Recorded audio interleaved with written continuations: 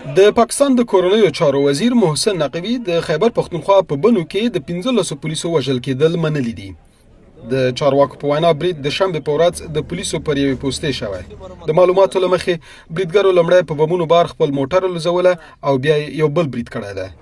د رویټرز د خبري اژانس د راپور په حواله کله چې ځواکونه د لومړي برید د قربانیانو د ژغورلو لپاره را رسیږي، د بریدګرو بله ډله پر امنیتي مامورینو ډزې کوي. पुलिस चौकी पर जो हमला हुआ د پولیسو پر پوستې په برید کې تر اوسه چې کوم ارقام د بڼو ولسوالۍ له روغتون سره شته دا دی چې د 15 پولیسو د جسدونو د را رسېدو خبر ورکړل شوی. په ورته ډول 3 کسان ټپیان شوي چې پکې یو ملکی وګړی او 2 پولیس شامل دي.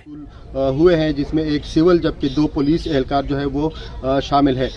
د پاکستان د کورنیو چارو وزیر د یکشنبې په ورځ په خپل ایکس پاڼې کې د یو بیان په خپرولو سره برید غندلی او زیاته کړې چې پاکستان د ترهګرۍ سره د مبارزې په کار کې متحد دی. د اتحاد المجاهدین ډله چې د پاکستاني طالبانو تحریک څخه جلا شوی پر پولیسو د برید مسؤلیت منلی ده. د لیړې پولیس څنګه به او 10 سال 12 سال مکه جدا د کور مې اطلاع شو ده او دا پارین وسوکې باندې حمله شوې ده او د ملي مالی او د پونش مالی نقصان ډیر شو ده. اسلام آباد په پرله پسې ډول په افغانستان کې د طالبانو پر حکومت تور پورې کوي چې د پاکستاني طالبانو مشرانو ته پناه ورکړي، خو طالب چارواکو د اسلام آباد د ادارت کړي او په پاکستان کې وسلوال فعالیتونه د هغه هیواد یوه داخلي ستونزه بللې ده.